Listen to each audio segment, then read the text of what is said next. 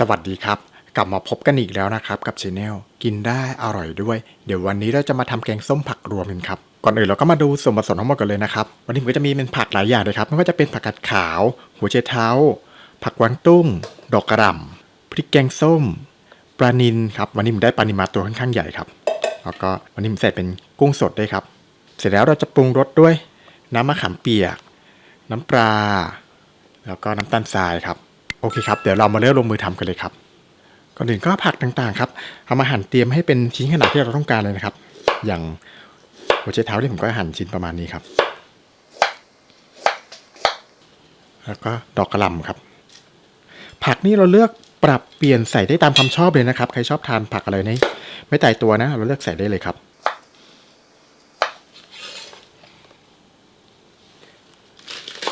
ผักกวางตุ้งครับ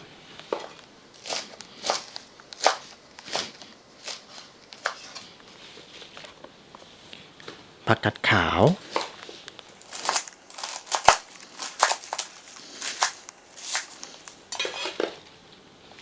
แล้วอย่างวันนี้ครับผมได้ปลานิลมาตัวค่อนข้างใหญ่เลยครับเดี๋ยววันนี้ผมทำเป็น2แบบครับก็คือนำเนื้อปลานิลตัวเนี้ยหั่นแบ่งเป็นชิ้นๆก่อนเลยครับ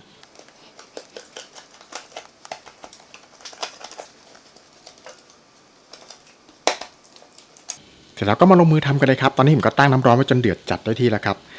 ก็ให้เรานำปลานิลที่เราตัดแบ่งไว้ครับผมนำส่วนที่มันไม่สวยมาต้มก่อนเลยส่วนตรงหัวกับหางเนี่ยครับ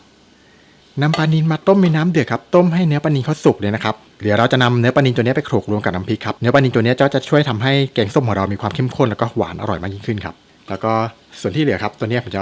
เก็บเอาไว้เอาไปทำเป็นปลานิลทอดครับไว้ทานคู่กับแกงส้มครับนี่เดี๋ยวเราต้มไปเรื่อยๆครับรอจนกระทั่งปลานิลสุกดีเลยนะครับนะครับพอเราต้มเนื้อปลานิลมาจนครบเวลาครับเนื้อปลานิลสุกดีก็ใช้ได้ครับให้เรานำขึ้นมาพักเสด็จน้ำไว้ก่อนเลยครับ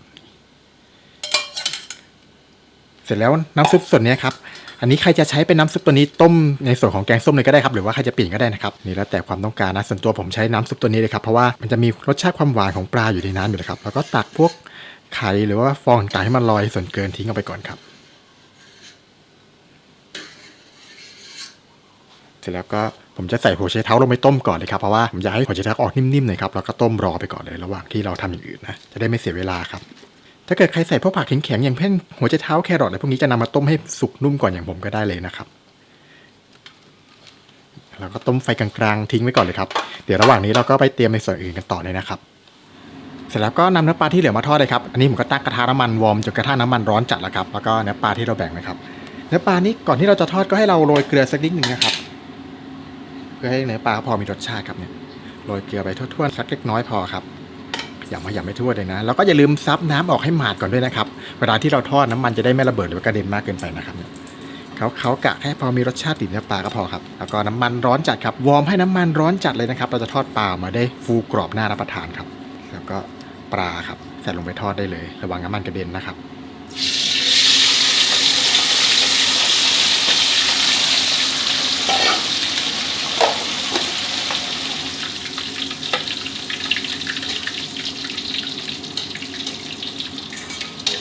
นะครับผมทอดปลามาจนสุกเหลืองกรอบได้ขนาดนี้ผมพอใจแล้วครับก็ตักขึ้นพักเสด็จน้ำมันรอไว้เลยครับก็จะได้เป็นปลาทอดที่เหลืองๆกรอบๆครับเนื้อฟูๆเลยพักรอไว้ก่อนเลยนะเสร็จแล้วก็ให้เรานำเนื้อปลาที่เราต้มเสร็จเรียบร้อยครับมาแกะเอาเฉพาะเนื้อเลยนะนี่ผมพักให้คลายความร้อนสักหน่อยครับจะได้ไม่ลวกมือนะเนี่ยแกะเอาเฉพาะเนื้อเลยครับระวังก้างนะเวลาทานจะได้ทานอร่อยครับแล้วก็ในส่วนของหนังเนี่ยครับใครจะใส่ลงไปด้วยเลยก็ได้นะครับหรือว่าใครจะแยกออกก็ได้เช่นกันครับแล้วแต่ความต้องการเลยถ้าเกิดเอาง่ายๆก็ใส่ลงไปหมดครับเพราะว่ารับประทานเองครับผมใส่หมดเลยทานได้ทั้งหมดเลือกเอาเฉพาะเนื้ออย่างเดียวครับเนื้อที่เราต้มไว้สุกๆใส่ไปในครกได้เลยนะครับเดี๋ยววันนี้เราใช้วิธีการโขลกเอาเลยนะก็นี่เลยครับเราจะได้เป็นเนื้อปลาที่เราแกะก้างออกเรียบร้อยแล้วครับนี่ก็ให้เรานำมาโขลกยีให้ละเอียดเลยนะครับแล้วก็นี่เลยครับพริกแกงส้มครับสำหรับสูตรการทำพริกแกงส้มเดี๋ยวผมจะแปะลิงก์ไว้ให้เลยนะครับหรือว่าใครจะซื้อสำเร็จรูปมาเลยก็ได้เช่นกันครับใส่ลงไปโขลกยีรวมกับเนื้อปลาได้เลยครับสำหรับเนื้อปลาเนี่ยปริมาณมากน้อยตามความชอบเลยนะครับถ้าเกิดเราใส่เนื้อปลาเยอะน้ำแกงส้มที่เราทำเสร็จแล้วมันก็จะมีความเข้มข้นมากยิ่งขึ้นครับแล้วก็จะได้รสชาติความหวานจากเนื้อปลาอร่อยมากยิ่งขึ้นเลยครับใครจะเปลี่ยนปรับเป็นเนื้อกุ้งก็ได้เช่นกันนะครับถ้าเกิดใครไม่มีปลาหรือหาไม่ได้นะโขลกยีให้เนื้อปลาเขาละเอียดไปให้หมดเลยครับ ในส่วนของหนังปลาครับถ้าเกิดใครไม่อยากให้น้ำแกงส้มเวลาต้มออกมามันมีพวกเศษสีดำๆเป็นหนังปลาเงี้ยก็เลือกออกได้เลยนะครับแต่ก็อย่างที่ผมบอกทำกินเองง่ายๆครับก็ใส่รวมไปหมดเลยก็ได้ครับเราไม่ได้ซีเรียสอยู่แล้วว่าจะต้องสวยงามเนื้อปลาขนาดแบ่งมาแค่หน่อยเดียวครับก็มาโขลกกับพริกแกงได้เป็นครกเลยครับแกงในหม้อใหญ่ๆเลยเคล็ดลับความเข้มข้นของแกงส้มเราเลยครับเนี่ยเทคนิคเลยนะเนี่ยครับพอเราโขลกเนื้อปลากับพริกแกงจนเนียนเข้ากันดีก็ใช้ได้แล้วครับในหน้าตาอย่างนี้เลยก็ไปลงมือทำกันได้เลยครับตอนนี้หัวไชเท้าที่ผมต้มไว้ก็จะสุกนุ่มนะครับเนี่ยถ้าเกิดมันมีพวกฟองอะไรลอยขึ้นมาก็ช้อนออกซะก่อนนะครับตักช้อนออกให้เรียบร้อยเลยเสร็จแล้วเราก็มาทำแกงส้มกันต่อเลยครับก็เนื้อปลากับพริกแกงที่เราโขลกไว้ครับมันก็ใส่ลงไปในน้ำแกงส้มของเราได้เลยครับปริมาณของพริกแกงนี่เราปรับเพิ่มรสได้ตามความชอบเลยนะครับใส่มากก็หอมมากแต่ก็จะเผ็ดด้วยนะตักน้ำมาใส่ล้างครกซะหน่อยครับเทคนิคเลยคุณยายบอกเลยครับไม่ใส่น้ำล้างครกนี่แกงไม่อร่อยเลยนะจริงๆแล้วเขาเสียดายครับติดครกที่ใส่ลงไปเลยครับคนผสมให้เข้ากันดีเลยครับให้เนื้อปลาพริกแกงเราละลายลงมาอยู่ในน้ำแกงส้มเลยนะครับสีสันสวยงามเลยครับสูตรนี้เลยครับซื้อปลานิลมาตัวเดียวครับได้ทั้งกินในส่วนของน้ำแกงส้มที่เข้มข้นแล้วก็ได้ในส่วนของปลาทอดมาทานคู่กับแกงส้มนี่อร่อยเข้ากันดีเลยครับขั้นตอนนี้ให้เราสังเกตดูนะครับสีของน้ำแกงหรือว่าความหอมของพริกแกงเนี่ยพอหรือยังถ้าเกิดว่าพริกแกงที่เราใส่ลงไปมันยังไม่มากพอเราสามารถเติมขั้นตอนนี้ได้เลยนะครับของผมขนาดนี้กำลังดีแล้วหรือว่าลองชิมรสชาติดูก่อนเลยก็ได้ครับว่าความหอมความเผ็ดอะไรพวกนี้ถูกใจหรือยังครับพอทุกอย่างได้ที่ครับเราก็ปรุงรสชาติต่อได้เลยนะครับก็เกลือครับใส่เกลือไปพอประมาณครับเราเผื่อรสชาติความเค็มสำหรับน้ำปลาด้วยนะครับเพราะว่าน้ำปลาเนี่ยจะช่วยทำให้แกงส้มเรามีความหอมแล้วก็นัวมากยิ่งขึ้นครับก็ตามด้วยน้ำปลาได้เลยครับ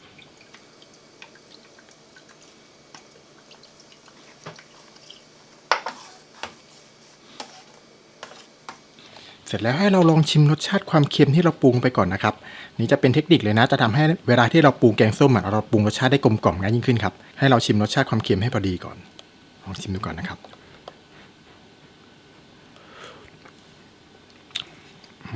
ยังอ่อนไปนิดนึงครับผมเพิ่มน้ำปลาได้อีกหน่อยเพราะว่าเกิดเวลาที่เราปรุงเปรี้ยวปรุงหวานลงไปแล้วมันจะปรุงได้ยากกว่าครับเอาเค็มให้แบบที่เราต้องการก่อนเลยพอรสชาติความเค็มได้ครับเราก็ปรุงรสชาติอื่นต่อได้เลยครับ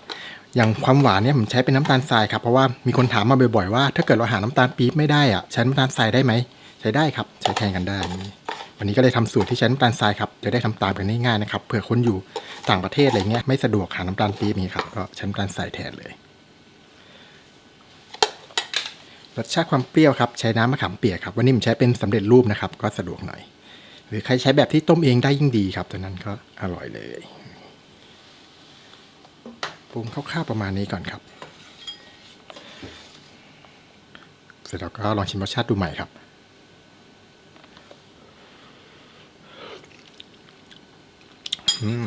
ต้องเพิ่มน้ำมะขามอีกหน่อยครับอย่างเวลาผมปรุงแกงส้มผมจะไม่ได้ให้เขาออกเปรี้ยวจนเสร็จในตัวนะครับผมมีเทคนิคอยู่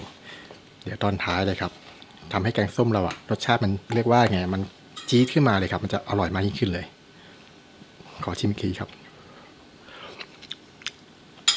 โอเคแล้วรสชาติเนี่ยเราจะปรุงให้ออก3รสเลยนะครับออกเปรี้ยวเค็มหวานครับคือเปรี้ยวจะนำมาก่อนมีเค็มตามมีหวานตามครับหรือว่าจะปรุงปรับเปลี่ยนได้ตามความชอบก็ได้ครับใครชอบทานรสชาติประมาณไหนนะครับแต่ส่วนตัวผมชอบปรุงประมาณนี้ให้เปรี้ยวนำครับหวานกับเค็มตามทีหลังพอรสชาติถูกใจได้ที่ครับก็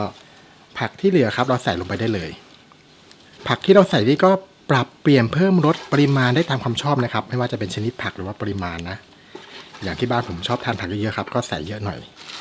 ต้มทีก็เต็มหม้อครับแกงต้มทีหนึ่งรับประทานได้หลายมื้อเลยแกงครั้งเดียวตอนนี้แบบแกงส้มนี่หอมฟุ้งทั้งครัวเลยครับผมรู้แล้วทำไมหอมมากลืมเปิดเครื่องดูดควันครับกลิ่นแกงส้มนี่เตะจมูกเลยใส่ผักลงไปเสร็จก็เปิดไฟแรงขึ้นมาได้เลยนะครับอย่างผักที่เหลือที่ผมใส่ลงไปมันใช้เวลาสุกไม่นานอยู่แล้วครับไม่ว่าจะเป็นผักกาดขาวดอกกระหล่ำเนี่ยครับหรือว่าจะเป็นกวางตุ้งก็ตามครับต้มแป๊บเดียวครับแต่ถ้าใครชอบทานผักที่ออกนิ่มๆหน่อยจะต้มนานหน่อยก็ได้นะครับอันนี้แล้วแต่ความชอบอีกเช่นกันครับปรับเปลี่ยนได้เลยนะครับไม่ตายตัวนะท ำอาหารนี่สำคัญที่สุดครับถูกใจคนกินครับกินแล้วอร่อยนี่คือเป็นเดอะเบสแล้วครับดีที่สุดของอาหารแล้ว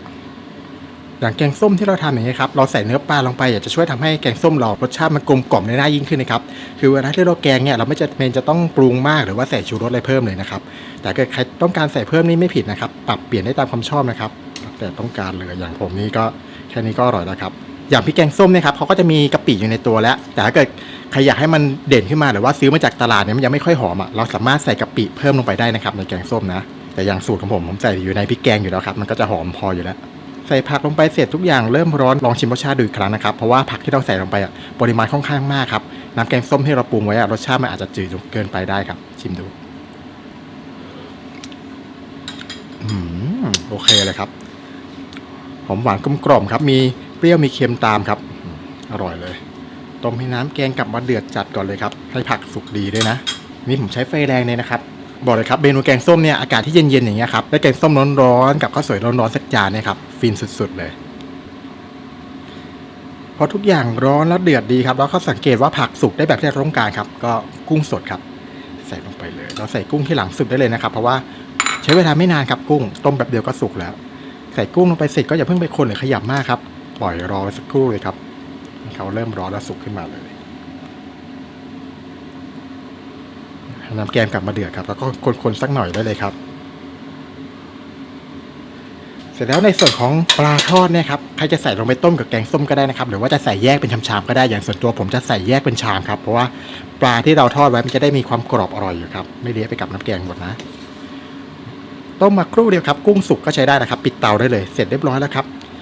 แกงส้มผักรวมครับดูสินี่เลยแกงส้มแบบสีสันสวยงามครับกลิ่นแกงส้มนี่หอมดีมากแล้วก็ทั้งกุ้งทั้งผักเต็มๆเลยครับแล้วก็ปลาทอดอีกด้วยนะเรียกว่าฟินๆเลยครับนี่น่าทานมากทำง่ายมากครับสูตรนี้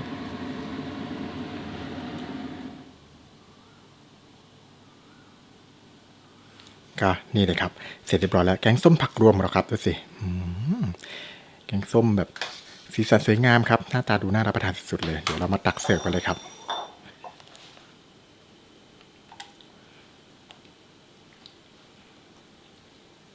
แล้วก็เคล็ดลับที่จะทำให้แกงส้มเรารสชาติจัดจ้านยิ่งขึ้นครับก็นี่เลยมะนาวครับให้เราบีบมะนาวลงไปสักหน่อยครับเวลาที่เราทานนะ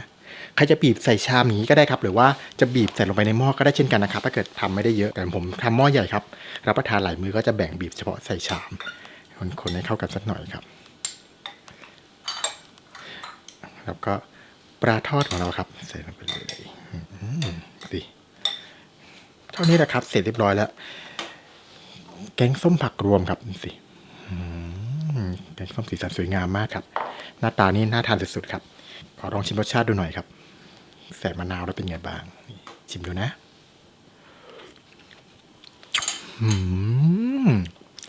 รสชาติเขาจะแบบจัดจ้านขึ้นมาเลยครับเวลาเราใส่มะนาวไปรสชาติทั้งความเค็มหวานเปรี้ยวมาหอมพริกแกงเนี่ยสุดๆเลยอร่อยมาก